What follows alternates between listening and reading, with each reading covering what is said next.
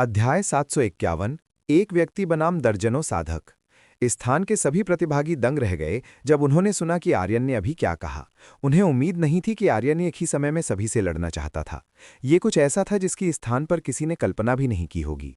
मेनका, नूतन, प्रदेश, संकेत और पीयूष जैसे प्रतिभाशाली प्रतिभागी विश्वास नहीं कर सके कि आर्यन ने अभी क्या कहा। मेनका, नूतन, प्रदेश, संकेत और पीयूष के पास इतने सारे प्रतिभागियों के खिलाफ जीतने का आत्मविश्वास नहीं है। साथ ही इसमें शाही परिवार, गेट्स ऑफ इटर्निटी संप्रदाय, शाओलिन और स्प्रिंग पैलेस के प्रतिभागी भी शामिल हैं। यदि आप सभी सामान्य प्रतिभागियों और साथ ही शाही परिवार, गेट्स ऑफ इटर्निटी संप्रदाय, शाओलिन और स्प्रिंग पैलेस के प्रतिभागियों के खिलाफ बल प्रयोग करते हैं, तो ये निश्चित है कि किसी को भी भयानक हार का सामना करना पड़ेगा। आर्यन, क्या तुम्हारा मतलब वही है जो तुमने अभी कहा? विक्रमजीत को भी अपनी बात पर लगभग विश्वास नहीं हो रहा था जो उसने अभी आर्यन के मुंह से सुनी थी। आर्यन वास्तव में एक ही समय में सभी प्रतिभागियों को चुनौती देना चाहता था। ये कुछ ऐसा था जिस पर सुनने वाला कोई भी विश्वास नहीं कर सकता था। बेशक मेरा यही मतलब है, अगर सभी प्रतिभागी एक ही समय में मुझसे लड़ें तो ये तेज होगा। आर्यन ने विक्रमजीत से कहा कि उसका अपनी बातों में अभी यही मतलब था। क्या तुम हमें नीचा दिखा रहे हो? जब सभी प्रतिभागियों ने सुना कि आर्यन ने अभी क्या कहा तो वे बहुत क्रोधित हुए। उन सभी को यह पसंद नहीं आया जब उन्होंने देखा कि आर्यन उनकी लड़ने की ताकत को कम आंकने का साहस कर रहा है। मैं तुम्हें कम नहीं आंक रहा हूं, बस इतना है कि मैं इस प्रतियोगिता को जल्दी खत्म करना चाहता हूं। आर्यन इस खेल को जल्द से जल्द खत्म करना चाहता था। वो इस तरह के खेल से काफी ऊब चुका था। आर्यन की बातों ने सभी चुनौती देने वालों को और भी अधिक क्रोधित कर दिया। वे सभी अपनी ताकत से आर्यन को तुरंत नष्ट करना चाहते थे। महारानी, अब मैं क्या करूं? इस स्थान की स्थिति को और अधिक गर्म होते देख विक्रमजीत ने तुरंत माया से पूछा। विक्रमजीत जानना चाहता है कि महारानी इसका समर्थन करेंगी या नहीं। जनरल विक्रमजीत, आपको चिंता करने की जरूरत नहीं है। उसे वो करने दें जो वो चाहता है। माया ने विक्रमजीत से कहा कि आर्यन को वो करने दें जो वो चाहता था। माया को आर्यन की ताकत पर पूरा भरोसा था। इन सभी प्रतिभागियों से लड़ना आर्यन के लिए निश्चित रूप से कोई समस्या नहीं थी। विक्रमजीत ने माया की ओर सिर हिलाया। वो वही करेगा जो माया ने आदेश दिया था। विक्रमजीत खुद नहीं जानता था कि महारानी अभी क्या सोच रही हैं। विक्रमजीत को बस वही करना था जो माया ने आदेश दिया था। खैर, अगर तुम यही चाहते हो तो तुम एक साथ सभी चुनौती देने वालों के खिलाफ लड़ सकते हो। विक्रमजीत ने आखिरकार आर्यन को सभी चुनौती देने वालों से लड़ने की मंजूरी दे दी। विक्रमजीत द्वारा दिए गए निर्णय ने इस स्थान के लोगों को फिर से आश्चर्यचकित कर दिया। अप्रत्याशित रूप से विक्रमजीत इस तरह की पागलपन भरी चीज की अनुमति देगा। चुनौती देने वालों को इसके बारे में बहुत खुशी हुई। वे आखिरकार आर्यन से लड़ने और उसे नष्ट करने में सक्षम थे। सभी चुनौती देने वालों को इस बात से कोई फर्क नहीं पड़ता था कि पहली सीट किसे मिलेगी। वे अभी जो चाहते हैं वो आर्यन को नष्ट करना है। यही सबकी सबसे बड़ी इच्छा है। आर्यन और सभी चुनौती देने वाले मैदान के बीच में गए। आर्यन बाईं ओर अकेला खड़ा था, जबकि सभी चुनौती देने वाले दाईं ओर एक भीड़ की तरह कतारबद्ध थे जो आर्यन पर क्रोधित थे। खैर, ये मैच जल्द ही आयोजित किया जाएगा। जो कोई भी आर्यन को हरा सकता है उसे वो सीट मिलेगी जो आर्यन की है। विक्रमजीत ने सभी चुनौती देने वालों से कहा कि अगर उनमें से कोई आर्यन को हरा देता है तो उन्हें आर्यन की सीट मिल सकती है। ये सुनकर सभी चुनौती देने वाले उत्साहित हो गए। यदि वे आर्यन को हराने वाले पहले व्यक्ति बन सके तो ये निश्चित था कि उन्हें वो पहली सीट मिल जाएगी जो आर्यन के पास थी। सभी चुनौती देने वालों को आर्यन को हराने वाला पहला व्यक्ति होना चाहिए। इस मामले में शाही परिवार, गेट्स ऑफ इटर्निटी संप्रदाय, शाओलिन और स्प्रिंग पैलेस के चुनौती देने वाले आर्यन को जितनी जल्दी हो सके हरा देंगे। इन लोगों को आर्यन के खिलाफ जीतने का भरोसा है। दर्शकों में हर कोई सीधे मैदान के बीच में देखने लगा। इस तरह की चीज बेतुकी थी। एक व्यक्ति एक साथ दर्जनों लोगों के खिलाफ कैसे जीत सकता था? ऐसा लग रहा था कि सभी चुनौती देने वाले आर्यन को डराने की कोशिश कर रहे थे। आर्यन का मैच तभी रोका जा सकता है जब तुम जीत जाओ या अपनी हार स्वीकार कर लो। इसलिए यदि तुम अब सक्षम नहीं हो तो तुम हार मान सकते हो। मैच शुरू होने से पहले विक्रमजीत ने आर्यन को एक महत्वपूर्ण विवरण बताया। विक्रमजीत ने आर्यन को बताया कि मैच तब तक नहीं रुकेगा जब तक आर्यन इन सभी लोगों के खिलाफ जीत नहीं जाता या आर्यन अपनी हार स्वीकार नहीं कर लेता। आर्यन ने विक्रमजीत की ओर सिर हिलाया। वो समझ गया कि विक्रमजीत का अभी क्या मतलब था। क्या तुम तैयार हो? विक्रमजीत ने सभी से पूछा कि वे युद्ध के लिए तैयार हैं या नहीं। हर कोई कुछ समय से तैयारी कर रहा था। वे अपने सामने मौजूद आर्यन को कुचलने के लिए इंतजार नहीं कर सकते थे। तो शुरू करें। विक्रमजीत ने युद्ध आधिकारिक तौर पर शुरू किया। जब विक्रमजीत ने यह मैच शुरू किया तो सभी चुनौती देने वाले तुरंत एक उग्र बैल की तरह आर्यन की ओर दौड़े। वे अपनी पूरी गति से आर्यन की ओर बढ़े। Shadow clone. आर्यन ने शैडो क्लोन तकनीक का उपयोग करके अपने कई क्लोन बनाए। आर्यन के शरीर के सामने लगभग 10 क्लोन दिखाई दिए। आर्यन द्वारा बनाए गए ये 10 क्लोन बहुत मजबूत नहीं थे, यहाँ तक कि इस क्लोन की ताकत आर्यन की मूल ताकत के 1% से भी कम थी। भले ही आर्यन द्वारा बनाए गए क्लोन की ताकत आर्यन की मूल ताकत के 1% से कम थी, लेकिन इन सभी लोगों से निपटने के लिए ये पर्याप्त था। सभी चुनौती देने वालों ने 10 क्लोन देखे जो आर्यन ने इस समय बनाए थे। सभी चुनौती देने वालों को आर्यन के क्लोन की वास्तव में कोई परवाह नहीं थी, वे आर्यन की ओर बढ़ते गए। आर्यन पर आक्रमण करने की इच्छा रखने वाले दर्जनों चुनौती देने वालों को तुरंत आर्यन द्वारा बनाए गए क्लोन ने रोक दिया। आर्यन द्वारा बनाए गए क्लोन ने प्रतिभागियों को एक एक करके मैदान से बाहर उड़ाना बहुत आसान था। भले ही ये केवल 1% था, आर्यन के क्लोन की ताकत भयानक थी। ये क्लोन आर्यन को अपने दुश्मनों के हमलों से बचाने वाले एक भारी अंगरक्षक की तरह था। ये क्या बकवास है? क्या वो एक क्लोन है? इसे देखने वाले दर्शक तब शोर मचाने लगे जब उन्हें पता चला कि आर्यन द्वारा बनाया गया क्लोन ने एक एक करके चुनौती देने वालों को बहुत बहुत आसानी से हराना शुरू कर दिया है। आर्यन द्वारा बनाए गए क्लोन के सामने सभी चुनौती देने वाले कमजोर चींटियों की तरह हो गए। चुनौती देने वाले जो आर्यन को हराने में बहुत आत्मविश्वास रखते थे, अब पीछे हटने लगे। उन सभी ने आर्यन के क्लोन से अपनी दूरी बनाए रखना शुरू कर दिया, जो बहुत शक्तिशाली था। चुनौती देने वाले समझ नहीं पा रहे थे कि आर्यन इस तरह की चीज कैसे बना सकता है। ये स्थान के चुनौती देने वालों के लिए पूरी तरह से अनुचित है। शुरुआत में प्रतिभागियों ने सोचा कि आर्यन ने जो क्लोन बनाया था वो केवल एक प्रतिस्थापन शधा थी, जिसका उद्देश्य उन सभी को भ्रमित करना था। जब उन्होंने इस प्रतिस्थापन शधा पर आक्रमण करने की कोशिश की तो अचानक ये प्रतिस्थापन शधा उन पर पलटवार कर सकती थी।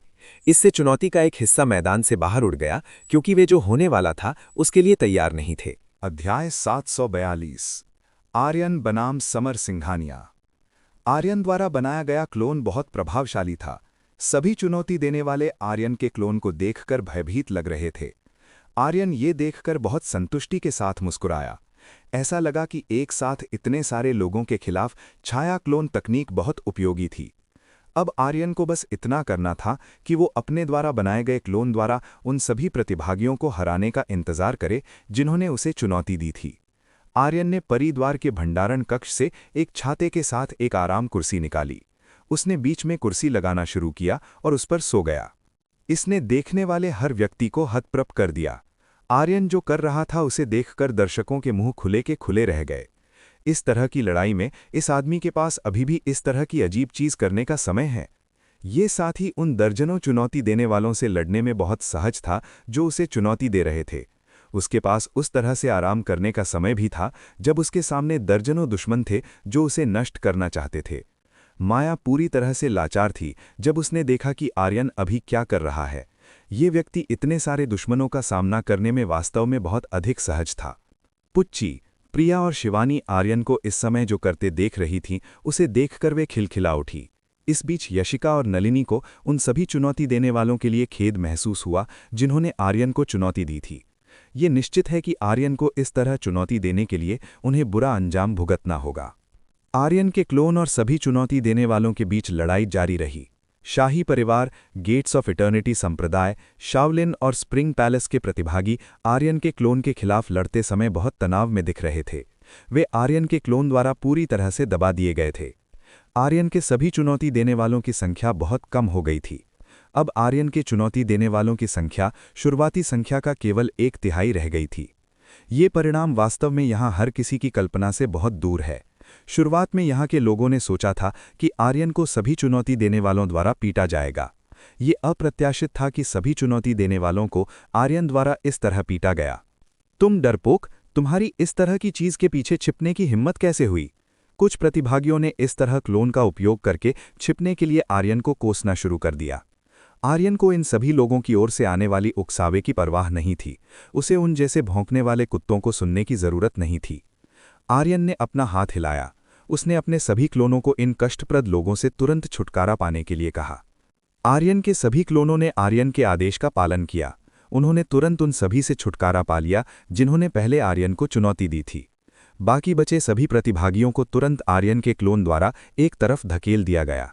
अब इस मैदान के बिल्कुल अंत में केवल एक व्यक्ति खड़ा रह गया था। अंतिम व्यक्ति समर सिंघानिया था। समर सिंघानिया अकेला बचा हुआ एकमात्र चुनौती देने वाला था। शुरुआत से ही समर सिंघानिया सबसे पीछे था। उसने अन्य चुनौती देने वालों की तरह आगे आने और लड़ने की हिम्मत नहीं की। समर सिंघानिया थोड़ा डर गया था जब उसने देखा कि आर्यन के क्लोन ने एक और चुनौती देने वाले को इतनी आसानी से हरा दिया। इसी वजह से समर सिंघानिया खुद को सुरक्षित करने के लिए तुरंत सबसे पीछे हट गया। आर्यन, तुम केवल अपनी छाया में इस तरह छिपने की हिम्मत करते हो? जल्दी यहाँ आओ और एक पुरुष की तरह मुझसे लड़ो। समर सिंघानिया ने आर्यन को चुनौती देने की कोशिश की, जो वर्तमान में आराम करने के लिए कुर्सी पर बैठा था। ये सुनकर कि ये समर सिंघानिया की आवाज़ है, आर्यन ने तुरंत अपनी आंखें खोली। वो तुरंत सोने वाली कुर्सी से उठ गया।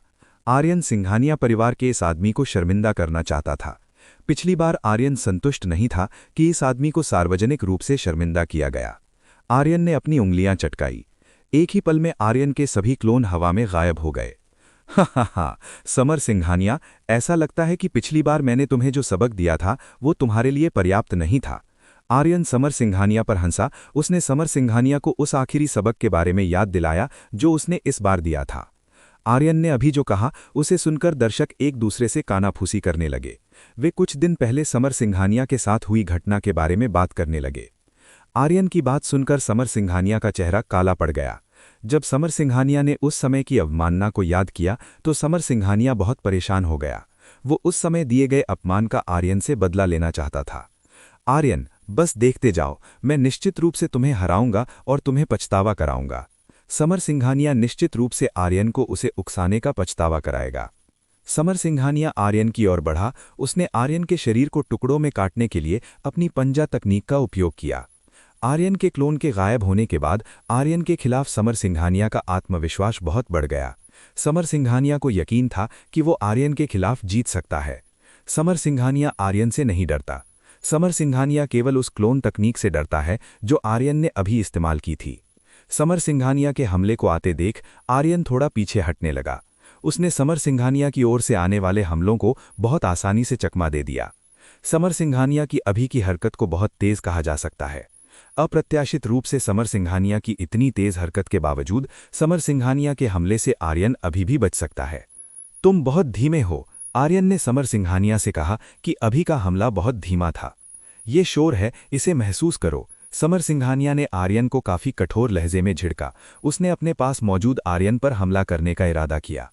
जब समर सिंघानिया आर्यन पर हमला करने वाला था, आर्यन ने तुरंत अपने एक पैर को समर सिंघानिया के चेहरे पर लात मारी। समर सिंघानिया आर्यन द्वारा की गई लात से कई दशमलव मीटर दूर उड़ गया। आर्यन की अभी की लात काफी मजबूत थी। आर्यन की लात लगने पर समर सिंघानिया के मुंह और नाक से तुरंत खून बहने लगा। समर सिंघानिया ने अपना मुंह पकड़ा, जो आर्यन द्वारा मारी गई लात से घायल हो गया था। समर सिंघानिया को अपने जबड़े में असहनीय दर्द महसूस हुआ। वो आर्यन से और भी ज्यादा चिढ़ने लगा। समर सिंघानिया का गुस्सा अब बेकाबू है। समर सिंघानिया फिलहाल अपने सामने मौजूद आर्यन को मारना चाहता है। दूर से ही आर्यन समर सिंघानिया से निकलने वाली हत्या की आभा को महसूस कर सकता था। ऐसा लग रहा था कि समर सिंघानिया वास्तव में खुद को मारने का इरादा रखता है। आर्यन समर सिंघानिया को और भी ज्यादा नापसंद करने लगा। उसे लगा कि ये व्यक्ति बहुत कष्टप्रद है और इसे और भी सबक सिखाया जाना चाहिए। आर्यन तुरंत समर सिंघानिया की तरफ गया। समर सिंघानिया के तैयार होने का इंतजार किए बिना आर्यन ने समर सिंघानिया के पेट में लात मारी, जब तक कि समर सिंघानिया के आंतरिक अंग थोड़े हिल नहीं गए।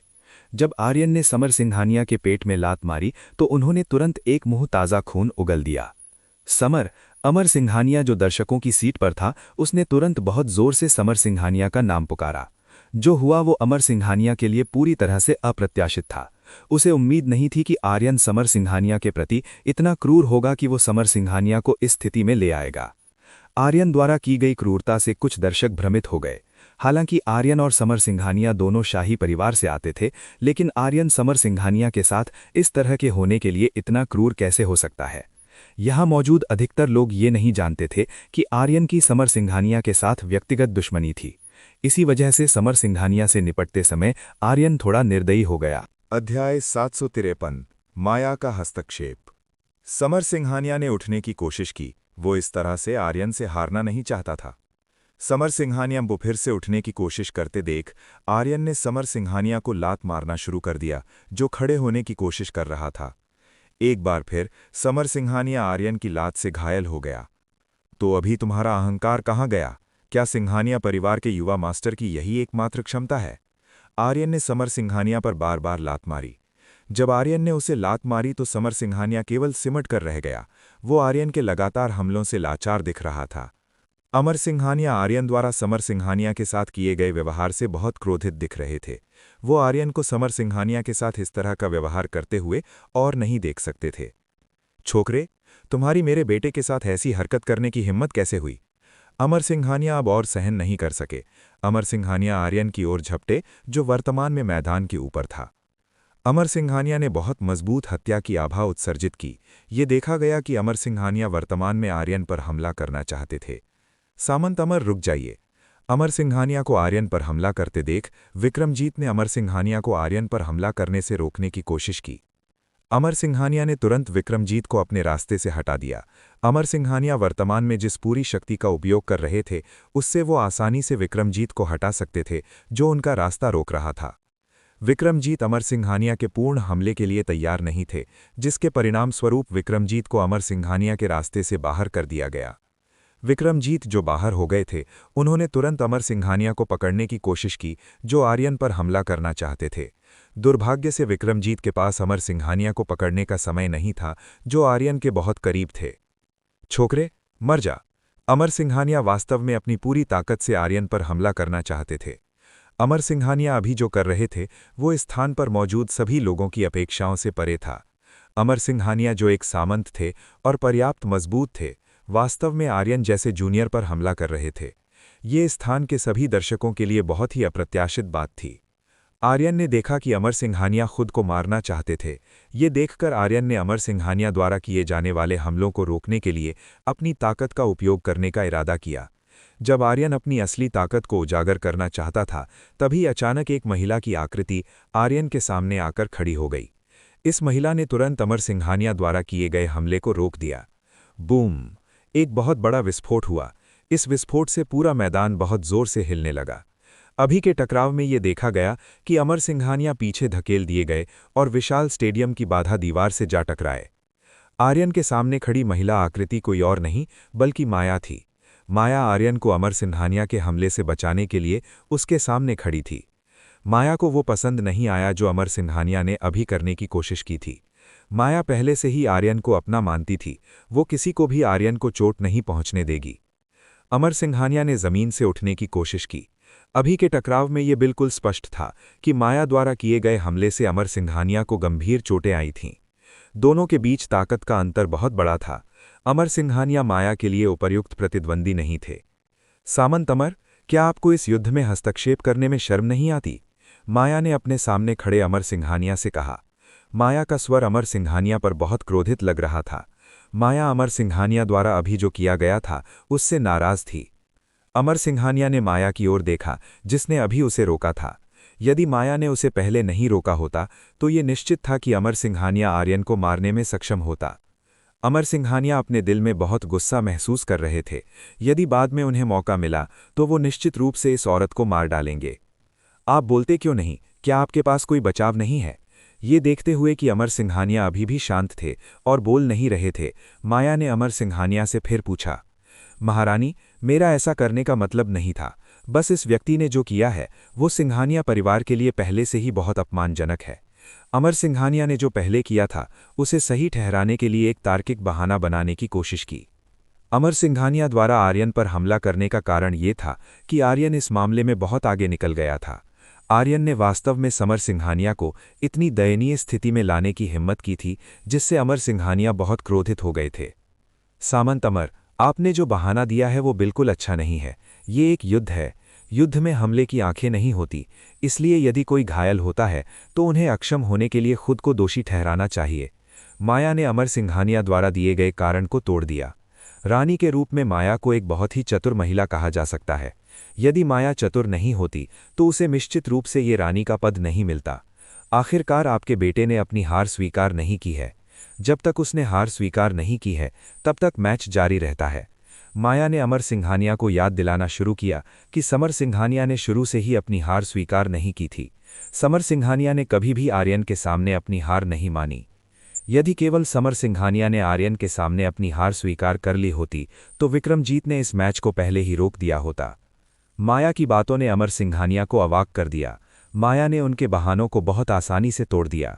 इस तरह अमर सिंघानिया के पास आर्यन पर हमला करने का कोई वास्तविक कारण नहीं था। महारानी, मैं शुरुआत में गलत था, इसलिए कृपया इस बाधा के लिए क्षमा करें। क्योंकि अब कोई तार्किक कारण नहीं बचा था, अमर सिंघानिया को माया और आर्यन से माफ़ी मांगनी पड़ी। ठीक है, मैं तुम्हें इस बार माफ़ कर दूंगी, लेकिन याद रखना कि ये गलती दूसरी बार न दोहराई जाए। माया ने अमर सिंघानिया द्वारा अभी जो किया गया था उसे माफ़ कर दिया। माया को अमर सिंघानिया को चेतावनी देना नहीं भूली कि वो पहले जैसी गलती दोबारा न करे। अपना चेहरा बचाने के लिए माया को अमर सिंघानिया को जाने देने के लिए मजबूर होना पड़ा। उसने केवल इस बार अमर सिंघानिया को क्षमा किया।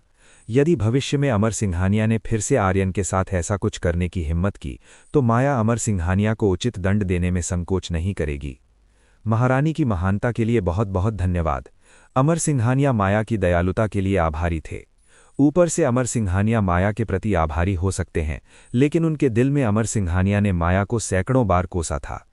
अमर सिंघानिया समर सिंघानिया की तरफ गए। उन्होंने समर सिंघानिया को लिया, जो वर्तमान में आर्यन द्वारा पहुंचाई गई चोट के कारण बेहोश था। छोकरे, बाद में संभल के रहना। मैदान छोड़ने से पहले अमर सिंघानिया आर्यन को वे चेतावनी देना नहीं भूले। अमर सिंघानिया की आवाज़ बहुत धीमी थी। उन्होंने माया के ध्यान दिए बिना आर्यन से बात करने की कोशिश की। आर्यन केवल मुस्कुराया जब उसने अमर सिंघानिया द्वारा दी गई धमकी को सुना।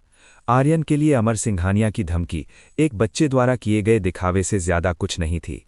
महारानी, मेरी मदद करने के लिए धन्यवाद। आर्यन माया द्वारा अपनी मदद करने के लिए धन्यवाद देना नहीं भूला। आर्यन माया द्वारा किए गए काम से थोड़ा प्रभावित महसूस कर रहा था। ये महिला उसके प्रति बहुत दयालु थी। अध्याय 754। पीयूष बनाम मेनका। आपको आभारी होने की आवश्यकता नहीं है। सही चीज की रक्षा करना महारानी का कर्तव्य है, माया ने आर्यन से कहा।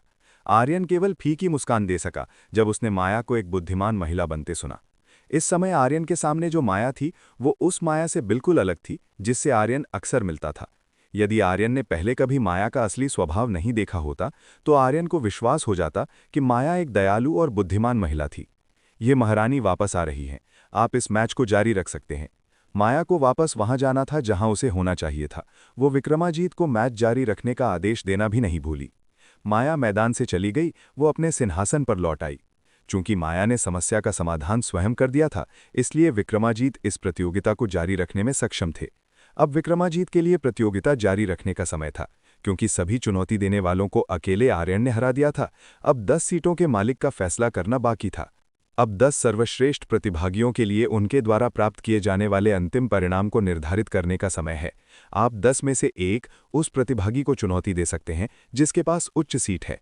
विक्रमाजीत ने समझाना शुरू किया कि ये 10 सर्वश्रेष्ठ प्रतिभागी प्रत्येक उस प्रतिभागी को चुनौती दे सकते हैं जो उनके पास मौजूद सीट से ऊंचा है। उदाहरण के लिए 10वीं सीट का मालिक 9वीं से पहली सीट के मालिक को चुनौती दे सकता है। नियम अभी भी पहले जैसे ही हैं।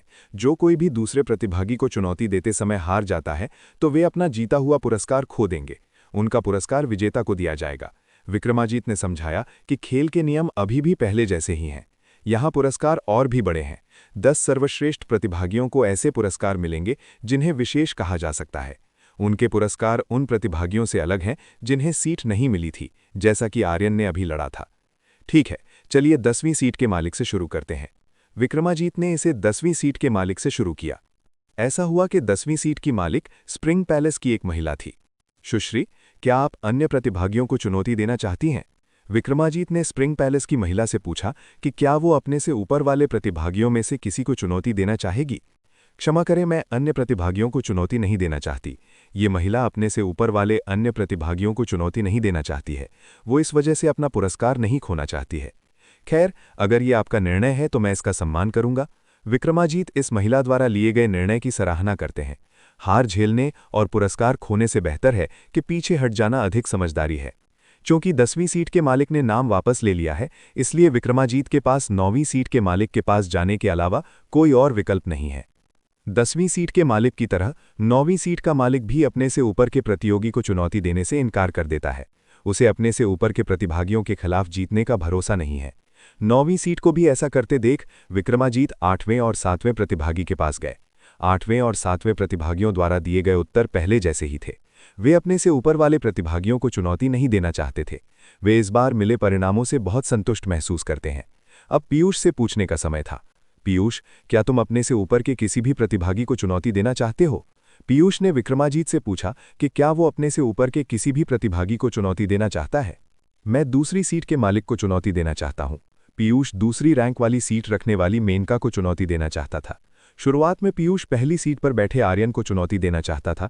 दुर्भाग्य से अभी के मैच के बाद पीयूष ने अपने इरादे छोड़ दिए। उसे आर्यन से लड़ने का भरोसा नहीं था, जो अकेले दर्जनों लोगों के खिलाफ जीत सकता था। मेनका प्रतिभागी, क्या तुम पीयूष की चुनौती स्वीकार करने का साहस करती हो? विक्रमाजीत ने पूछा कि क्या मेनका पीयूष की चुनौती स्वीकार करने के लिए बहादुर है या नहीं।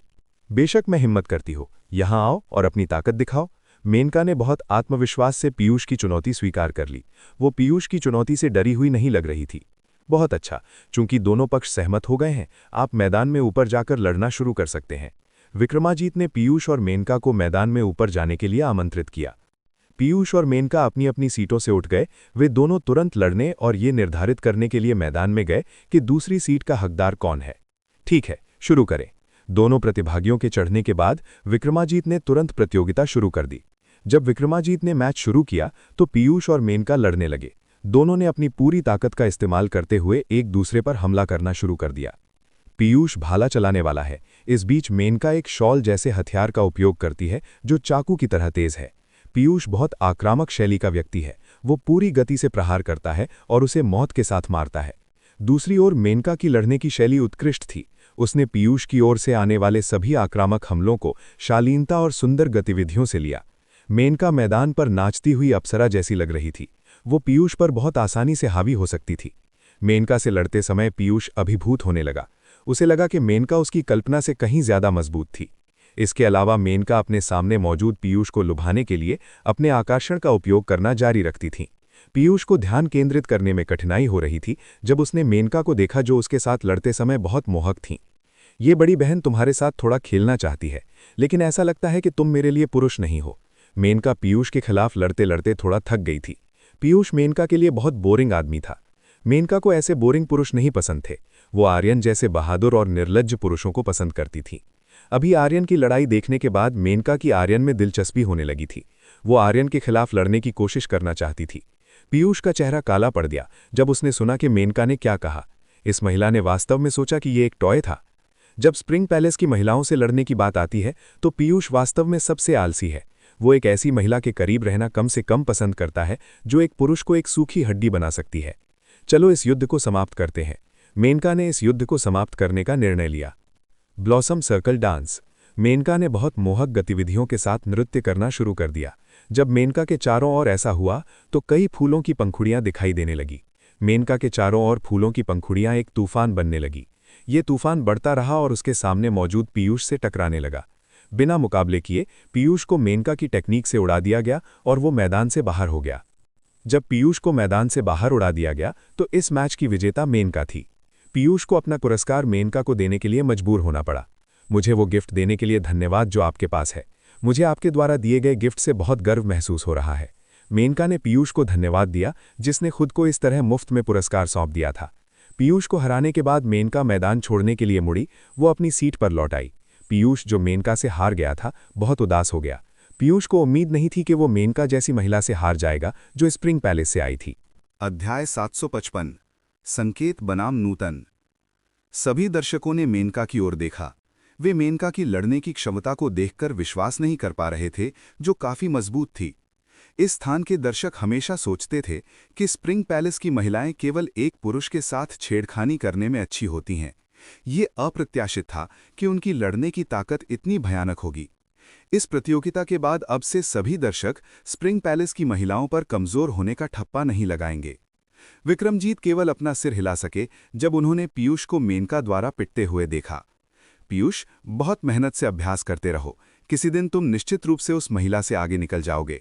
विक्रमजीत ने पीयूष का उत्साह बढ़ाने की कोशिश की। उन्होंने पीयूष को अभ्यास में और भी अधिक सक्रिय होने के लिए प्रेरित करने का प्रयास किया। जहां दृढ़ इच्छा शक्ति होती है, वहां रास्ता खुला होता है। आपकी सलाह के लिए धन्यवाद, मैं इसे हमेशा याद रखूंगा। पीयूष विक्रमजीत द्वारा दी गई प्रेरणा के लिए आभारी है।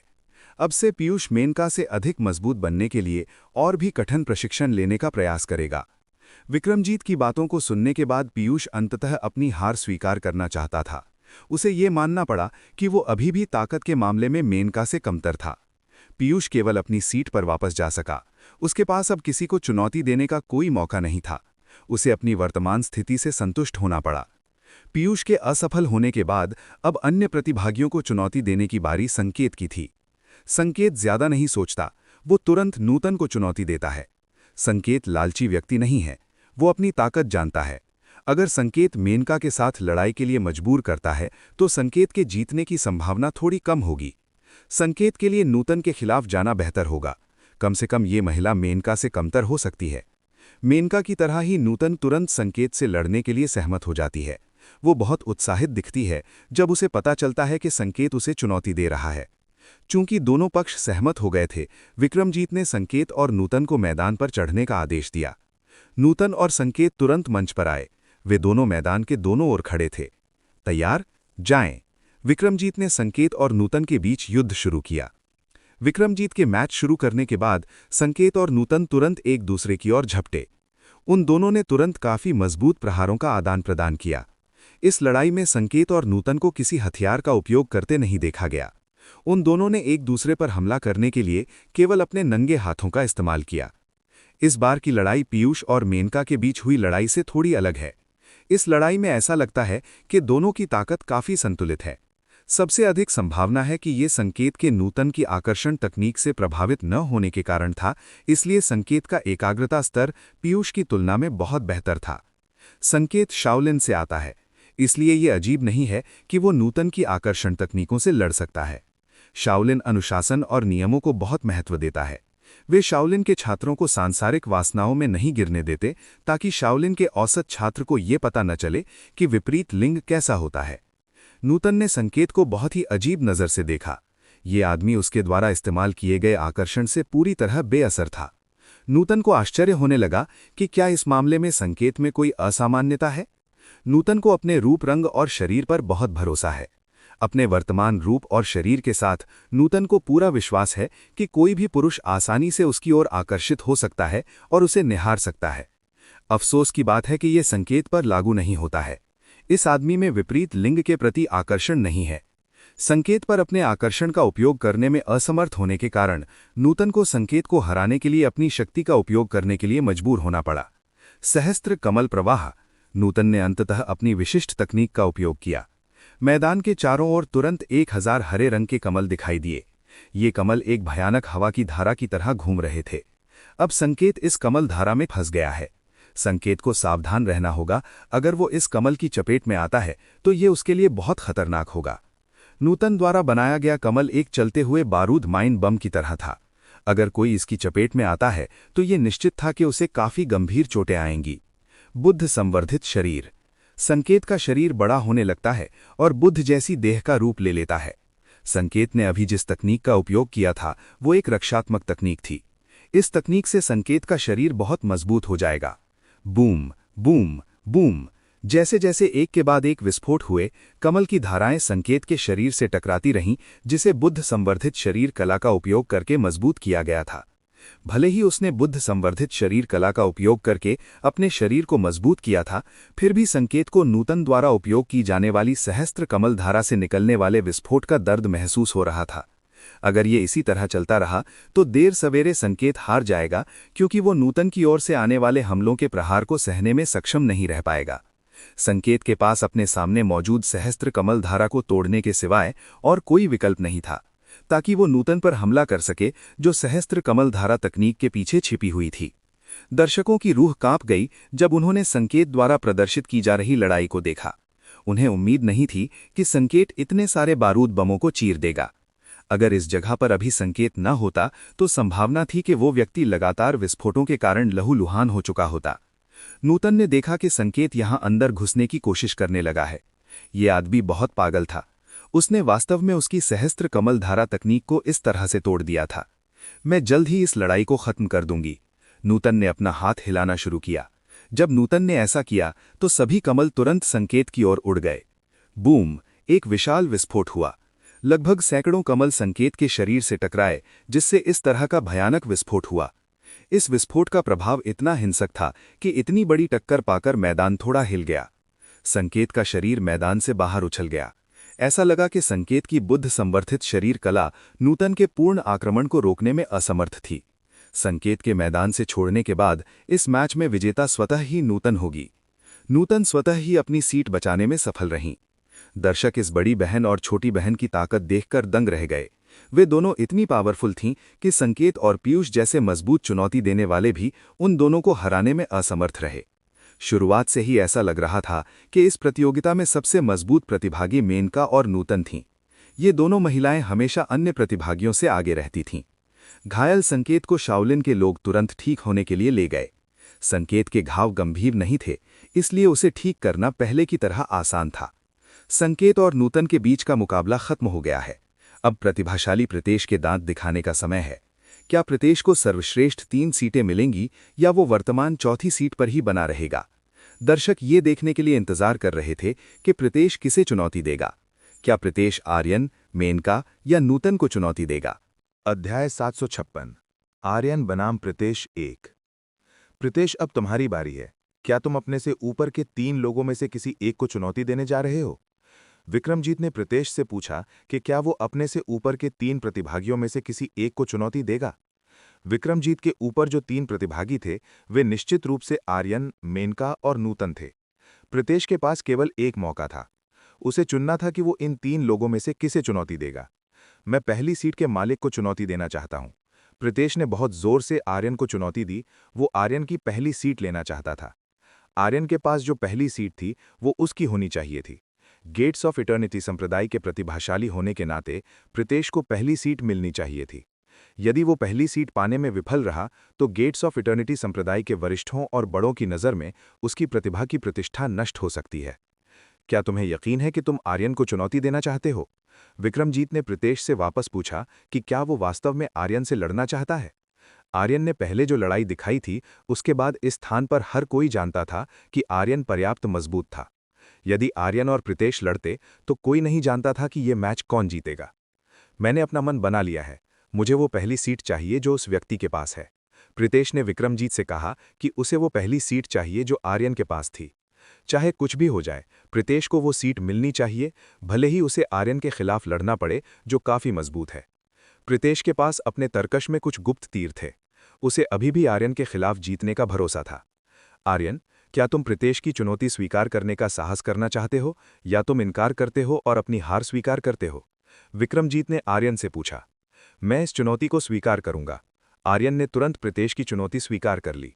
बहुत अच्छा, चूंकि दोनों पक्ष सहमत हो गए हैं तो कृपया आप दोनों मैदान में ऊपर जाएं। विक्रमजीत ने आर्यन और प्रीतेश को मैदान में ऊपर जाने के लिए कहा। आर्यन और प्रीतेश तुरंत मैदान के ऊपर चले गए। आर्यन और प्रीतेश मैदान के एक तरफ खड़े हो गए। दोनों किसी भी समय लड़ने के लिए तैयार थे। प्रीतेश, अच्छा प्रदर्शन करना। गेट्स ऑफ इटर्निटी संप्रदाय का नाम शर्मिंदा मत करना। दर्पण और राका ने प्रीतेश को ध्वनि दूर संचार भेजा। वे दोनों चाहते थे कि प्रीतेश ये मैच जीते ताकि गेट्स ऑफ इटर्निटी संप्रदाय का नाम कलंकित ना हो। सदियों से गेट्स ऑफ इटर्निटी संप्रदाय ने हमेशा इस तरह की प्रतियोगिता में पहला स्थान जीता है। इसीलिए यदि प्रीतेश इस प्रतियोगिता में पहला स्थान नहीं पा सका तो ये निश्चित है कि गेट्स ऑफ इटर्निटी संप्रदाय की प्रतिष्ठा कलंकित होगी। गेट्स ऑफ इटर्निटी संप्रदाय एक ऐसी शक्ति है जिसे इस कुनलुन पवित्र भूमि में सबसे शक्तिशाली माना जाता है। सभी पहलुओं में गेट्स ऑफ इटर्निटी संप्रदाय को कोई नहीं हरा सकता। यही कारण था कि कुनलुन पवित्र भूमि में हर कोई गेट्स ऑफ इटर्निटी संप्रदाय को एक अजेय शक्ति के रूप में सम्मान देता था। तैयार, जाएं। ये देखते हुए कि वे दोनों लड़ने के लिए तैयार थे, विक्रमजीत ने तुरंत ये मैच शुरू किया। सभी दर्शक वर्तमान में अपनी आंखें मैदान पर केंद्रित कर रहे थे। वे देखना चाहते थे कि ये युद्ध कौन जीतेगा। क्या ये प्रतिभाशाली प्रीतेश होगा जो जीतेगा या फिर अज्ञात मूल का ये युवक? दर्शक दोनों के युद्ध का इंतजार कर रहे थे। वे ये देखने के लिए इंतजार नहीं कर सकते थे कि प्रीतेश किस तरह का युद्ध दिखाने वाला है। मैच शुरू होते ही प्रीतेश का शरीर तुरंत एक गहरे रंग की बिजली से घिर गया जो भयानक लग रहा था। जब बिजली ने प्रीतेश के शरीर को घेर लिया तो मैदान के आसपास का आसमान तुरंत काला हो गया। घने काले बादल इस मैदान के चारों ओर आसमान को घेरने लगे। गेट्स ऑफ इटर्निटी संप्रदाय के पास जो साधना तकनीक थी वो वास्तव में महान थी। वे इस तरह की घटना बहुत आसानी से पैदा कर सकते थे। प्रीतेश का हाथ अजीब हरकतें करने लगा। ऐसा लग रहा था कि प्रीतेश आर्यन पर हमला करने के लिए एक तकनीक का उपयोग करना चाहता था। वज्र वर्षा नियम। प्रीतेश ने अपने पास मौजूद उच्च श्रेणी की तकनीक का उपयोग करना शुरू कर दिया। आसमान के ऊपर बिजली के बादल बिजली की कौंध से घिरने लगे। बिजली की एक कौंध बहुत तेज आवाज के साथ चमकने लगी, जिससे नीचे मौजूद दर्शक आसमान की ओर देखने लगे। जब दर्शकों ने आसमान की ओर देखा तो उन्होंने देखा कि काले बादल अनगिनत बिजली के हमलों से भरने लगे थे। ये बिजली के हमले असामान्य लग रहे थे, ये साधकों के लिए काफी डरावना लग रहा था, जिनका साधना आधार अभी भी काफी कम था। मुझे ऐसा नहीं लगता था कि ये लड़का तुरंत उच्च श्रेणी की तकनीक का उपयोग करेगा। माया को उम्मीद नहीं थी कि प्रीतेश आर्यन को हराने के लिए तुरंत अपनी सबसे मजबूत तकनीक का उपयोग करेगा। भले ही मैच अभी शुरू हुआ था, ये अप्रत्याशित था कि प्रीतेश ने आर्यन को पीटने के लिए अपनी सबसे मजबूत तकनीक पहले ही इस्तेमाल कर ली थी। वज्रवर्षा नियम तकनीक को समस्या समाधान तकनीक कहा जा सकता है। यदि उपयोग करने वाला पर्याप्त मजबूत है और आप वज्रवर्षा नियम तकनीक का उपयोग करने में अनुभवी हैं, तो इस तकनीक का हमला काफी व्यापक हो सकता है। ये तकनीक दुश्मन तक बड़ी दूरी से पहुंच सकती थी। आर्यन ने आसमान की ओर देखा। वो देख सकता था कि प्रीतेश उसके खिलाफ एक शक्तिशाली तकनीक का उपयोग करने का इरादा रखता था। आर्यन ने अक्सर गेट्स ऑफ इटर्निटी संप्रदाय के लोगों के साथ लड़ाई लड़ी थी। वो जानता था कि गेट्स ऑफ इटर्निटी संप्रदाय के लोग काफी मजबूत बिजली तत्व की साधना करते थे। इस स्थान पर हारने के लिए तैयार रहो। प्रीतेश ने आर्यन से कहा कि वो इस स्थान पर हार जाएगा। नीचे गिरो। वज्रवर्षा नियम।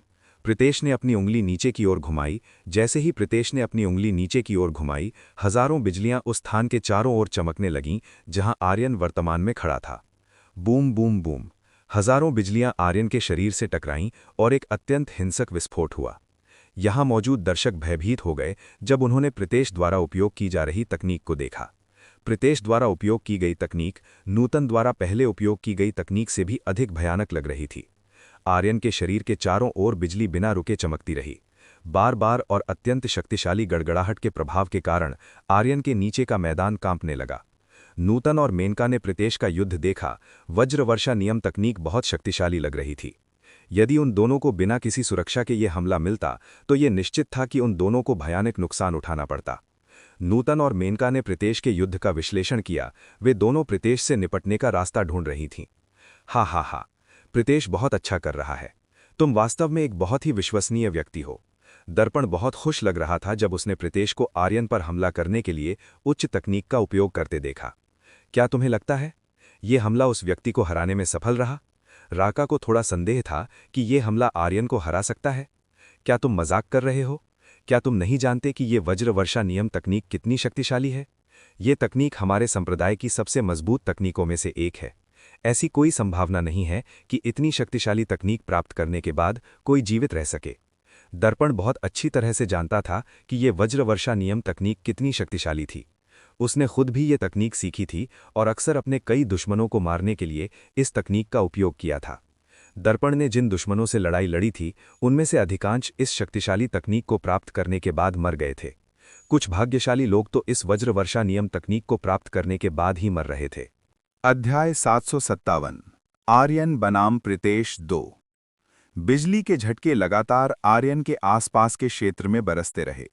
बिजली गिरने से आर्यन के शरीर के आसपास रुकने का कोई संकेत नहीं दिख रहा था। इस स्थान के लोग अब और नहीं देख सकते थे कि इस समय क्या हो रहा है। आर्यन के शरीर के आसपास का क्षेत्र गहरे काले धुएं से भर गया था, जिससे सभी की दृष्टि बहुत सीमित हो गई थी। ये सभी लोग जानना चाहते थे कि आर्यन प्रीतेश की ओर से आई उस बिजली से बचने में सक्षम था या नहीं। लगभग 3 मिनट बीत जाने के बाद आखिरकार बिजली के हमले कम होने लगे। प्रीतेश में आर्यन पर बिजली की बौछार करना बंद कर दिया। प्रीतेश ने अभी हमला करने के लिए काफी ऊर्जा का उपयोग किया था। अब प्रीतेश के शरीर में बहुत अधिक ऊर्जा शेष नहीं थी। आर्यन के शरीर को घेरने वाला काला धुआं छटने लगा। हर कोई इस समय अपनी दृष्टि उस स्थान पर केंद्रित कर रहा था जहां आर्यन खड़ा था। इतनी बिजली गिरने के बाद हर कोई देखना चाहता था कि आर्यन जीवित है या मर गया। काला धुआं गायब होने के बाद इस धुएं के भीतर एक आकृति हल्की सी दिखाई देने लगी। जब धुआं पूरी तरह से गायब हो गया तो हर कोई देख सकता था कि धुएं के पीछे किस तरह की आकृति थी। धुएं के पीछे की आकृति आर्यन है। आर्यन की वर्तमान स्थिति अभी भी बहुत अच्छी है। आर्यन के शरीर पर क्षति का जरा सा भी निशान नहीं पाया जा सकता है। ऐसा लग रहा था कि आर्यन के शरीर पर बिजली का झटका लगा ही नहीं। क्या? आर्यन को लगातार बिजली के हमले मिलने के बाद सुरक्षित देखकर दर्पण चौंक गया। वो विश्वास नहीं कर सकता था कि वज्र वर्षा नियम आर्यन के शरीर को थोड़ा सा भी खरोच नहीं सका। ये पूरी तरह से दर्पण के तर्क से परे है। दर्पण नहीं जानता कि आर्यन इतनी बड़ी मात्रा में बिजली के हमलों से कैसे बच सकता है। इससे पहले आर्यन ने अपने शरीर के चारों ओर एक सुरक्षा घेरा बनाया था। इसी वजह से जब उसे प्रीतेश का बिजली का हमला मिला तो आर्यन के कपड़ों पर खरोच तक नहीं आई। तुम किस तरह के प्राणी हो? प्रीतेश समझ नहीं पा रहा था कि अभी उसका हमला झेलने के बाद आर्यन घायल क्यों नहीं हुआ। क्या तुम अंधे हो? मैं साफ तौर पर इंसान हूं। तुम्हें क्या लगता है मैं क्या हूं? आर्यन ने प्रीतेश से कहा। आर्यन की बातें सुनकर प्रीतेश केवल अपने दांत पीस सका। ये आदमी उसके लिए वास्तव में कष्टप्रद था। प्रीतेश को लगा कि आर्यन उसे कम आंक रहा है। आर्यन से लड़ते समय उसका कोई स्वाभिमान नहीं बचा था। क्या तुम बस इतना ही कर सकते हो? अगर तुम इतना ही कर सकते हो तो चलो इसे जल्द से जल्द खत्म करते हैं, आर्यन ने प्रीतेश से कहा। आर्यन इस मैच को जितनी जल्दी हो सके खत्म करना चाहता था। वो माया से इनाम पाने के लिए तुरंत इस प्रतियोगिता को जीतना चाहता था। कमीने, तुम्हारी मुझे कम आंकने की हिम्मत कैसे हुई? बस देखते जाओ, मैं तुम्हें निश्चित रूप से मार डालूंगा। प्रीतेश पहले से ही आर्यन से बहुत क्रोधित था। वो अपने गुस्से को शांत करने के लिए आर्यन को मारना चाहता था। प्रीतेश फिर से युद्ध मोड में लौटने लगा। प्रीतेश का शरीर फिर से बिजली से घिर गया। प्रीतेश की ऊर्जा बहुत कम बची थी। थोड़ी सी ऊर्जा बचे होने के बावजूद उसके पास अभी भी आर्यन के खिलाफ लड़ने के लिए खुद को मजबूर करने का समय था। प्रीतेश ने अपने हाथों में ऊर्जा जमा करना शुरू कर दिया। ऐसा लग रहा था कि वो आर्यन को हराने के लिए इस एक प्रहार का उपयोग करना चाहता था। वज्र मुष्टि। प्रीतेश का हाथ बिजली का हथौड़ा बन गया। ये वज्र मुष्टि तकनीक काफी शक्तिशाली तकनीक थी। केवल विशेष लोग ही इस तकनीक को सीख सकते थे। आर्यन ने देखा कि प्रीतेश इस समय क्या कर रहा है। प्रीतेश ने इस बार वज्र मुष्टि तकनीक का उपयोग किया। आर्यन ने अक्सर गेट्स ऑफ इटर्निटी संप्रदाय के दुश्मनों को इस तकनीक का उपयोग करते देखा है। ऐसा लगता है कि ये गेट्स ऑफ इटर्निटी संप्रदाय के पास एक शक्तिशाली हमला करने वाली तकनीक है। मर जाओ। एक तेज कदम का उपयोग करते हुए प्रीतेश ने आर्यन पर हमला करना शुरू कर दिया। चलो देखते हैं कौन मरेगा। आर्यन इस बार अब निश्चल नहीं रहेगा। वो प्रीतेश से गंभीरता से लड़ेगा। उल्का प्रहार। आर्यन ने प्रीतेश द्वारा उपयोग की जाने वाली वज्र मुष्टि का जवाब देने के लिए उल्का प्रहार का उपयोग किया। आर्यन ने आती हुई वज्र मुष्टि की ओर उल्का प्रहार निर्देशित किया। बैम। आर्यन की मुट्ठी और प्रीतेश की मुट्ठी एक दूसरे से टकराने लगीं। जब प्रीतेश का हमला उल्का प्रहार से टकराया तो प्रीतेश को अपने पूरे शरीर में भयानक दर्द महसूस हुआ। प्रीतेश को लगा कि उसे अभी किसी ऐसी वस्तु से मारा गया है जो बहुत मजबूत और बहुत सख्त थी। प्रीतेश का शरीर तुरंत मैदान से बाहर उड़ गया। प्रीतेश का शरीर एक सुरक्षा दीवार से बहुत जोर से टकराया। काफी मजबूत सुरक्षा दीवार प्रीतेश के शरीर के प्रभाव से फट गई। ओह! दर्शकों ने देखा कि यह बहुत दर्दनाक रहा होगा। प्रीतेश को दीवार से इतनी जोर से टकराने पर बहुत दर्द हुआ होगा। दीवार से टकराने के बाद प्रीतेश का शरीर अब फर्श पर पड़ा था। प्रीतेश के शरीर के विभिन्न हिस्सों से काफी मात्रा में खून बह रहा था। यहां से देखा जा सकता है कि प्रीतेश को लगी चोटें काफी गंभीर थीं। प्रीतेश को बुरी तरह घायल देखकर दर्पण और राका तुरंत ये देखने गए कि वो कैसा है। वो दोनों बहुत जल्दी प्रीतेश के शरीर के पास पहुंचे। दर्पण और राका ने प्रीतेश की स्थिति की जांच करना शुरू किया। जब दर्पण और राका ने प्रीतेश की स्थिति की जांच की तो उन्होंने पाया कि प्रीतेश के शरीर में ऊर्जा की नसें काफी बुरी तरह से क्षतिग्रस्त हो गई हैं। उन्हें डर था कि भविष्य में प्रीतेश को ठीक करना काफी कठिन होगा। हे छोकरे, तुम्हारी गेट्स ऑफ इटर्निटी संप्रदाय के शिष्य को इतना घायल करने की हिम्मत कैसे हुई? दर्पण ने तुरंत मैदान के ऊपर मौजूद आर्यन से कहा। क्या ये तुम्हारा आदमी नहीं था जो मुझे मारना चाहता था? मैं केवल अपना बचाव कर रहा हूं, इसलिए यदि वो घायल हो जाता है तो मुझे दोष न दें। आर्यन ने बहुत आसानी से दर्पण की बातों का उत्तर दिया। आर्यन ने ये बात कहते हुए एक निर्दोष चेहरा दिखाया। गेट्स ऑफ इटर्निटी संप्रदाय उसका दुश्मन था, इसलिए इससे कोई फर्क नहीं पड़ता था कि आर्यन ने गेट्स ऑफ इटर्निटी संप्रदाय के लोगों को नाराज किया। तुम किस तरह के प्राणी हो? प्रीतेश समझ नहीं पा रहा था कि अभी उसका हमला झेलने के बाद आर्यन घायल क्यों नहीं हुआ। क्या तुम अंधे हो? मैं साफ तौर पर इंसान हूं। तुम्हें क्या लगता है मैं क्या हूं? आर्यन ने प्रीतेश से कहा। आर्यन की बातें सुनकर प्रीतेश केवल अपने दांत पीस सका। ये आदमी उसके लिए वास्तव में कष्टप्रद था। प्रीतेश को लगा कि आर्यन उसे कम आंक रहा है। आर्यन से लड़ते समय उसका कोई स्वाभिमान नहीं बचा था। क्या तुम बस इतना ही कर सकते हो? अगर तुम इतना ही कर सकते हो तो चलो इसे जल्द से जल्द खत्म करते हैं, आर्यन ने प्रीतेश से कहा। आर्यन इस मैच को जितनी जल्दी हो सके खत्म करना चाहता था। वो माया से इनाम पाने के लिए तुरंत इस प्रतियोगिता को जीतना चाहता था। कमीने, तुम्हारी मुझे कम आंकने की हिम्मत कैसे हुई? बस देखते जाओ, मैं तुम्हें निश्चित रूप से मार डालूंगा। प्रीतेश पहले से ही आर्यन से बहुत क्रोधित था। वो अपने गुस्से को शांत करने के लिए आर्यन को मारना चाहता था। प्रीतेश फिर से युद्ध मोड में लौटने लगा। प्रीतेश का शरीर फिर से बिजली से घिर गया। प्रीतेश की ऊर्जा बहुत कम बची थी। थोड़ी सी ऊर्जा बचे होने के बावजूद उसके पास अभी भी आर्यन के खिलाफ लड़ने के लिए खुद को मजबूर करने का समय था। प्रीतेश ने अपने हाथों में ऊर्जा जमा करना शुरू कर दिया। ऐसा लग रहा था कि वो आर्यन को हराने के लिए इस एक प्रहार का उपयोग करना चाहता था। वज्र मुष्टि। प्रीतेश का हाथ बिजली का हथौड़ा बन गया। ये वज्र मुष्टि तकनीक काफी शक्तिशाली तकनीक थी। केवल विशेष लोग ही इस तकनीक को सीख सकते थे। आर्यन ने देखा कि प्रीतेश इस समय क्या कर रहा है। प्रीतेश ने इस बार वज्र मुष्टि तकनीक का उपयोग किया। आर्यन ने अक्सर गेट्स ऑफ इटर्निटी संप्रदाय के दुश्मनों को इस तकनीक का उपयोग करते देखा है। ऐसा लगता है कि ये गेट्स ऑफ इटर्निटी संप्रदाय के पास एक शक्तिशाली हमला करने वाली तकनीक है। मर जाओ। एक तेज कदम का उपयोग करते हुए प्रीतेश ने आर्यन पर हमला करना शुरू कर दिया। चलो देखते हैं कौन मरेगा। आर्यन इस बार अब निश्चल नहीं रहेगा। वो प्रीतेश से गंभीरता से लड़ेगा।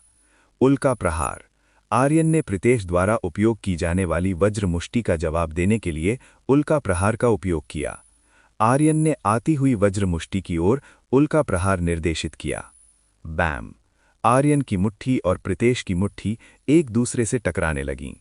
जब प्रीतेश का हमला उल्का प्रहार से टकराया तो प्रीतेश को अपने पूरे शरीर में भयानक दर्द महसूस हुआ। प्रीतेश को लगा कि उसे अभी किसी ऐसी वस्तु से मारा गया है जो बहुत मजबूत और बहुत सख्त थी।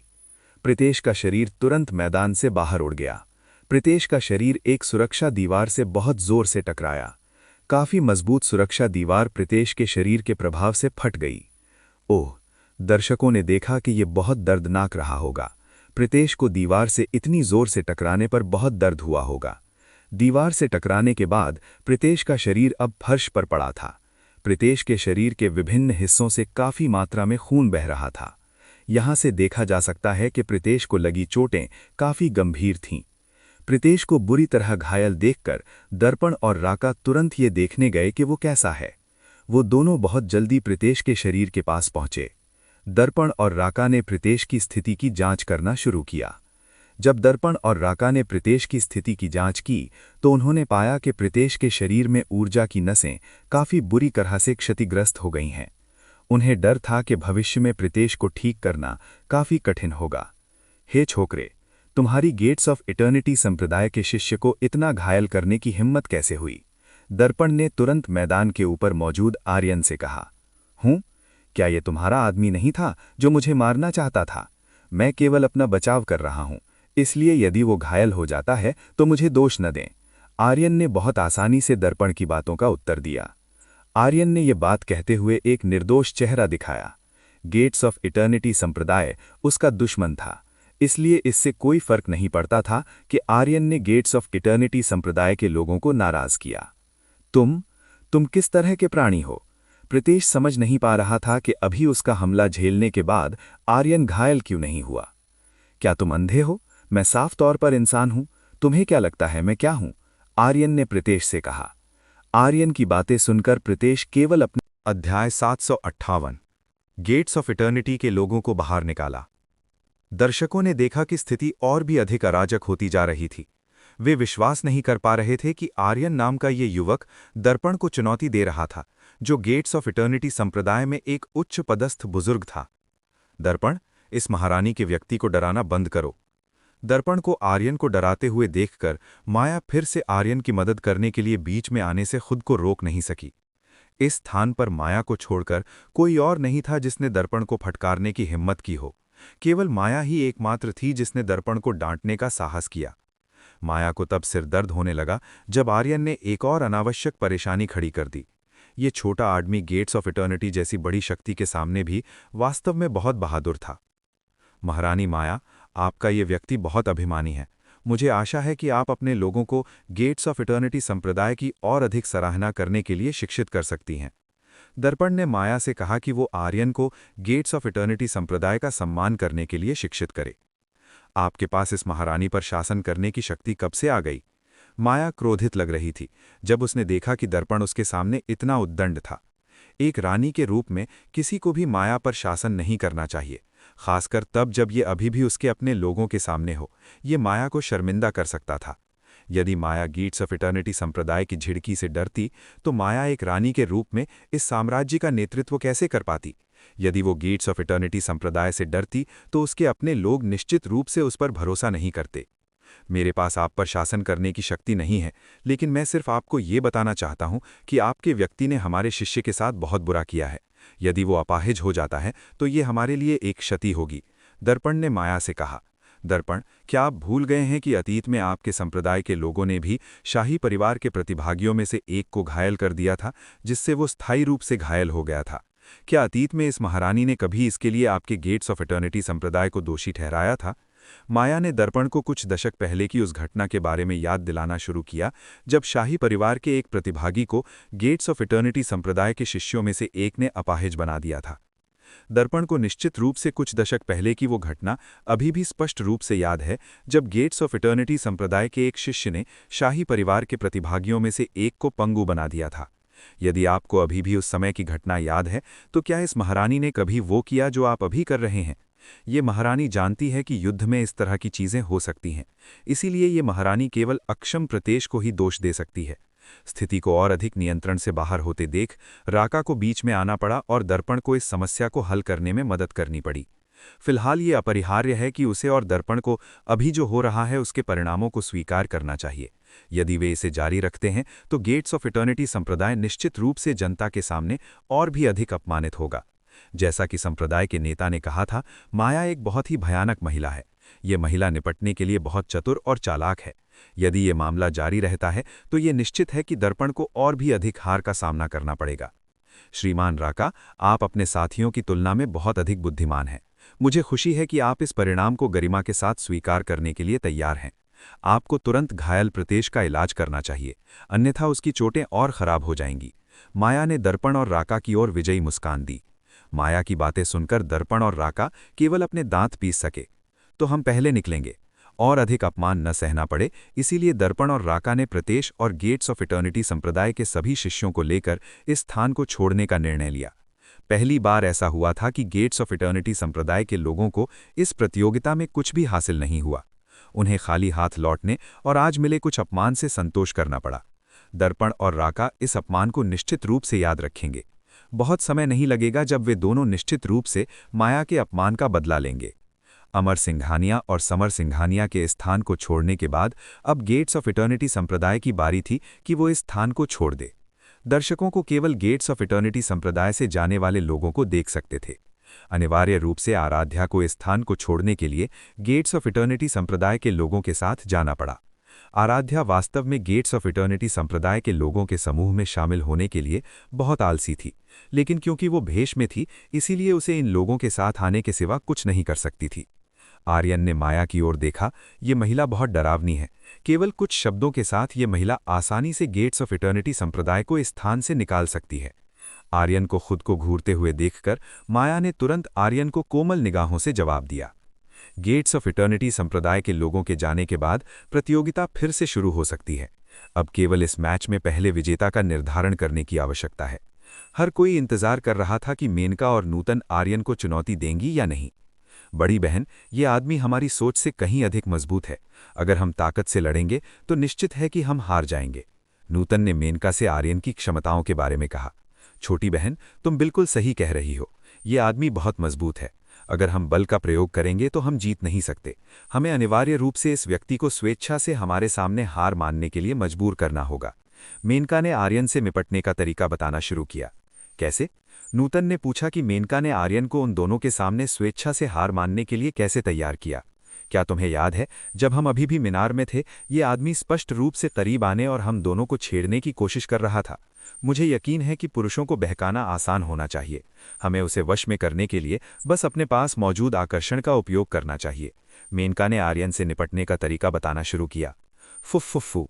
मेनका और नूतन इस विचार पर हंसी कि वे दोनों अपने पास मौजूद आकर्षण का उपयोग करके आर्यन को कंट्रोल कर सकती हैं। ये दोनों महिलाएं इस बात पर चर्चा कर रही थीं कि आर्यन से कैसे निपटा जाए। वे दोनों वास्तव में आर्यन को बहकाने की कोशिश करना चाहती थीं। अध्याय 759। मेनका और नूतन की छेड़खानी। अब केवल तुम दोनों ही बची हो। क्या तुम एक दूसरे को चुनौती देना चाहती हो या तुम आर्यन को चुनौती देना चाहती हो? विक्रमजीत ने मेनका और नूतन से पूछा कि क्या वे आपस में लड़ेंगी या वे आर्यन को चुनौती देंगी। हम दोनों निश्चित रूप से आर्यन को चुनौती देंगे। मेनका ने उत्तर दिया कि वो और नूतन आर्यन को चुनौती देंगे। ठीक है, अगर तुम दोनों आर्यन को चुनौती देना चाहती हो। विक्रमजीत ने मेनका और नूतन की ओर सिर हिलाया। आर्यन, ये दो महिलाएं तुम्हें चुनौती देना चाहती हैं। तुम पहले किसे स्वीकार करोगे? विक्रमजीत ने पूछा कि आर्यन पहले किसे स्वीकार करेगा। क्या वो मेनका की चुनौती स्वीकार करेगा या नूतन की? चीजों को तेज करने के लिए क्यों ना आप दोनों मिलकर मुझसे लड़े? आर्यन समय बर्बाद नहीं करना चाहता था। वो इस प्रतियोगिता को जल्द से जल्द खत्म करना चाहता था। तुम सच में बहुत बहादुर आदमी हो। अगर तुम वाकई हम दोनों से एक साथ लड़ना चाहते हो तो हम दोनों इसे कैसे मना कर सकते हैं? जब मेनका ने आर्यन को ये कहते सुना तो वो बहुत खुश दिखी। यदि वो और नूतन आर्यन को छेड़ने के लिए हाथ मिला लें तो उन दोनों के लिए आर्यन को नियंत्रित करने का मौका और भी अधिक होगा। चूंकि आपने फैसला कर लिया है तो आप इसे शुरू करने के लिए सीधे मैदान के ऊपर जा सकते हैं। विक्रमजीत ने आर्यन, मेनका और नूतन को मैच शुरू करने के लिए मैदान पर जाने के लिए कहा। आर्यन, मेनका और नूतन तुरंत अपनी सीटों से उठ गए। वे तीनों तब तैयार थे जब भी विक्रमजीत इस मैच को शुरू करते। तैयार, जाएं। विक्रमजीत ने तुरंत आर्यन और मेनका तथा नूतन के बीच युद्ध शुरू कर दिया। पिछले मैच के विपरीत मेनका और नूतन ने सीधे आर्यन पर हमला नहीं किया। वे आर्यन से लड़ते समय अधिक शांत दिखीं। दूसरी ओर आर्यन भी ऐसा नहीं लग रहा था कि वो मेनका और नूतन पर हमला करना चाहता है। आर्यन फिलहाल इन दोनों महिलाओं के हमले का इंतजार कर रहा था। छोटी बहन, जल्दी करो और इस मैदान के चारों ओर एक सुरक्षा घेरा बनाओ। मेनका ने नूतन को इस स्थान के चारों ओर एक सुरक्षा घेरा बनाने के लिए कहा। ठीक है, मैं इसे अभी करूंगी। नूतन ने मेनका की ओर सिर हिलाया। ठोस आयु वायु दीवार सुरक्षा घेरा। नूतन ने यहां चारों ओर एक बहुत मोटा हवा का घेरा बनाया। नूतन ने जो हवा का घेरा बनाया था वो अत्यंत मोटा था। ये दर्शकों की दृष्टि को रोकने वाली दीवार की तरह था। इस स्थान के दर्शक अब इस मैदान के ऊपर क्या हो रहा था ये नहीं देख सकते थे, क्योंकि नूतन द्वारा बनाए गए हवा के घेरे ने उनकी दृष्टि को अवरुद्ध कर दिया था। इस घटना के कारण लोग बहुत उत्सुक हुए कि इस घेरे के अंदर क्या चल रहा है। वे देखना चाहते थे कि आर्यन, मेनका और नूतन इस हवा के घेरे के अंदर क्या कर रहे हैं। इस बीच ठोस आयु वायु दीवार सुरक्षा घेरे के अंदर आर्यन ने अपने चारों ओर देखा। उसने देखा कि मैदान के चारों ओर अब हवा से बनी एक मोटी दीवार है। इस हवा के आकार और थोथीपन को देखते हुए ये दीवार बहुत मजबूत होनी चाहिए और किसी के लिए अंदर से या बाहर से घुसना मुश्किल होना चाहिए। आर्यन को नहीं पता था कि नूतन ने सुरक्षा घेरा क्यों बनाया है, जबकि वो भी वर्तमान में इसके अंदर था। उन्हें ये घेरा केवल अपने चारों ओर बनाना चाहिए था। इस स्थान के चारों ओर एक सुरक्षा घेरा बनाने के बाद अब मेनका और नूतन के लिए वो करने का समय था जो उन्हें अब करने की जरूरत थी। मेनका और नूतन ने वर्तमान में पहने हुए प्राचीन सफेद कपड़ों को थोड़ा नीचे करना शुरू कर दिया। जब उन्होंने अपने कपड़ों को थोड़ा नीचे किया तो आर्यन मेनका और नूतन की उत्कृष्ट रेशमी बाल देख सकता था। मेनका और नूतन की त्वचा काफी बेदाग दिखती है। साथ ही जब कोई मेनका और नूतन की त्वचा को देखता है तो एक विशेष आकर्षण होता है। इसके अलावा इन दोनों महिलाओं ने दो बड़े पहाड़ों के बीच एक दरार दिखाई जो बहुत मोहक थी। एक आदमी उस दृश्य को देखने के लिए खड़ा नहीं हो सकता जो मेनका और नूतन आर्यन को दिखा रही थीं। सुंदर, क्या हम दोनों सुंदर और मोहक हैं? क्या तुम हम दोनों के साथ थोड़ा खेलना नहीं चाहते? मेनका ने आर्यन को इस स्थान पर एक साथ कुछ मजेदार करने के लिए आमंत्रित किया। भाई, शांत मत रहो, जल्दी यहां आओ और चलो थोड़ा मजा करते हैं। नूतन भी पीछे नहीं रहना चाहती थी। उसने भी आर्यन को साथ में मजेदार चीजें करने के लिए आमंत्रित किया। जब मेनका और नूतन ने आर्यन को आमंत्रित किया तो ये दोनों महिलाएं आर्यन को अपनी ओर खींचने के लिए अपने आकर्षण का उपयोग करना नहीं भूली। इस समय नूतन द्वारा बनाए गए हवा के घेरे के नीचे बाहर कोई भी नहीं देख सकता था कि वे इस समय क्या कर रहे हैं। आर्यन अंत में समझ गया कि मेनका और नूतन क्या चाहती हैं। ये पता चला कि ये दोनों महिलाएं अपने आकर्षण का उपयोग करके उसे लुभाना चाहती थीं। वे दोनों चाहती थीं कि आर्यन पीछे हट जाए और बिना हिंसा का सहारा लिए स्वेच्छा से पहली सीट का स्थान छोड़ दे। ये देखकर आर्यन दुष्टता से मुस्कुराया। ऐसा लग रहा था कि वो इस स्थान पर मेनका और नूतन के साथ थोड़ा खेल सकता है। आर्यन इन दोनों महिलाओं को ये बताने के लिए इंतजार नहीं कर सकता था कि वो वास्तव में कौन है। अध्याय 760। आर्यन ने मेनका और नूतन को अपना कौशल दिखाया। क्या तुम अभी जो कहा उसे लेकर गंभीर हो? जब आर्यन ने सुना कि मेनका और नूतन ने अभी क्या कहा था तो वो बहुत उत्साहित लग रहा था। बेशक हमारा मतलब यही है, यहाँ आओ और हमें वो ईमानदारी दिखाने दो जो हमने पहले कही थी। मेनका ने आर्यन को अपनी ओर बुलाने के लिए अपनी तर्जनी उंगली का उपयोग किया। जैसा कि मेनका को उम्मीद थी, आर्यन उन दोनों के आकर्षण से ठगा जाना काफी आसान लग रहा था। ऐसा लग रहा था कि ये सुंदर आदमी सिर्फ एक रसिक था जिससे निपटना आसान था। आर्यन ने अभी मेनका और नूतन द्वारा दिया गया दाना खा लिया था। अब मेनका और नूतन को बस अपने आकर्षण का उपयोग करके आर्यन के दिमाग को पूरी तरह से नियंत्रित करने की आवश्यकता थी। ऐसा लग रहा था कि वे दोनों बहुत आसानी से आर्यन की पहली सीट हासिल कर सकेंगी। आर्यन ने अपने पास मौजूद समय को बर्बाद नहीं किया। वो तुरंत मेनका और नूतन के पास गया जो उससे ज्यादा दूर नहीं थी। आर्यन ने बेशर्मी से मेनका और नूतन की नागिन जैसी पतली कमर को अपनी बाहों में भर लिया। आर्यन अभी जो कर रहा था उसने नूतन और मेनका को हैरान कर दिया। उन दोनों को उम्मीद नहीं थी कि आर्यन इतना बहादुर होगा। वाह, तुम दोनों का शरीर बहुत अच्छा है। निश्चित रूप से तुम दोनों अपने शरीर को सुंदर बनाए रखने के लिए बहुत देखभाल करती हो। आर्यन ने मेनका और नूतन के शरीर के कुछ हिस्सों को छूना शुरू कर दिया। उसने थोड़ा आजमाना शुरू किया कि मेनका और नूतन का स्वाद कैसा था। स्प्रिंग पैलेस की महिला होने के नाते, जैसा कि अपेक्षित था, स्प्रिंग पैलेस की महिलाओं का शरीर अत्यंत कामुक और मोहक था। फुफ्फू, हम वास्तव में अपने शरीर की बहुत अच्छी देखभाल करती हैं। क्या तुम थोड़ा प्रयास करना चाहते हो? मेनका ने बहुत साहस के साथ आर्यन को इस तरह की पेशकश की। मेनका को आर्यन को नियंत्रित करने में अधिक से अधिक विश्वास हो रहा था। जैसा कि मेनका ने सोचा था, आर्यन एक ऐसे रसिक की तरह लग रहा था जिसे संभालना आसान था। ठीक है, मुझे इसे आजमाने दो। आर्यन ने मेनका और नूतन के शरीर की ओर अपने दुष्ट पंजे फैलाना शुरू किया। उसने एक महिला को संतुष्ट करने के कौशल दिखाना शुरू किए। इस बार आर्यन ने खुद को और नहीं रोका। उसने तुरंत राजहृदय तकनीक का उपयोग किया ताकि मेनका और नूतन को परमानंद की ऐसी अनुभूति हो जो उन दोनों को पागल कर दे। जब आर्यन ने उन्हें छुआ तो मेनका और नूतन को अपने शरीर में एक अजीब एहसास हुआ। वे दोनों एक बहुत अच्छा महसूस करने लगी। इस तरह का एहसास मेनका और नूतन ने इस जीवन में कभी महसूस नहीं किया था। आर्यन के हाथों में मेनका और नूतन के शरीर बहुत कमजोर हो गए। उन दोनों को लगा कि उनके शरीर की ताकत एक पल में गायब हो गई है। मेनका और नूतन को नहीं पता था कि उनके शरीर ऐसे क्यों हो गए हैं। वे अचानक उत्तेजित और गर्म हो गई। तुम हम दोनों के साथ क्या कर रहे हो? नूतन ने आर्यन से पूछा।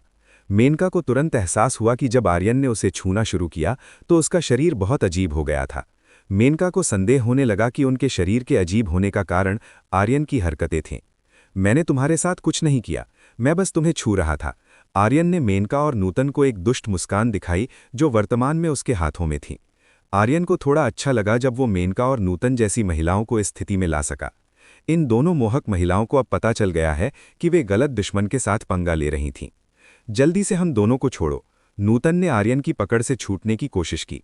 दुर्भाग्य से वो वर्तमान में इतनी कमजोर थीं कि वो आर्यन से अलग होने में असमर्थ थीं। एक तरफ मेनका ने भी आर्यन को दूर धकेलना शुरू कर दिया। उसे आर्यन के आसपास होने पर एक खतरनाक एहसास होने लगा था। तुम दोनों मुझसे दूर क्यों जाना चाहती हो? क्या तुम पहले मेरे साथ खेलना नहीं चाहती थीं? चलो इसका थोड़ा आनंद लेते हैं। आर्यन इन दोनों महिलाओं को तब तक मुक्त नहीं कर सकता था जब तक कि वे दोनों अपने जीवन में एक अविस्मरणीय सबक न सीख लें। मेनका और नूतन अक्सर एक पुरुष के साथ तब तक खेलती हैं जब तक कि वो मर न जाए। अब उनकी बारी थी कि वे आर्यन द्वारा तब तक छेड़े जाने का अनुभव करें जब तक कि वे दोनों असहाय महसूस न करने लगें। तुम दोनों तैयार रहो, जल्द ही तुम्हें कुछ ऐसा महसूस होगा जिसे तुम अपने जीवन में कभी नहीं भूलोगी।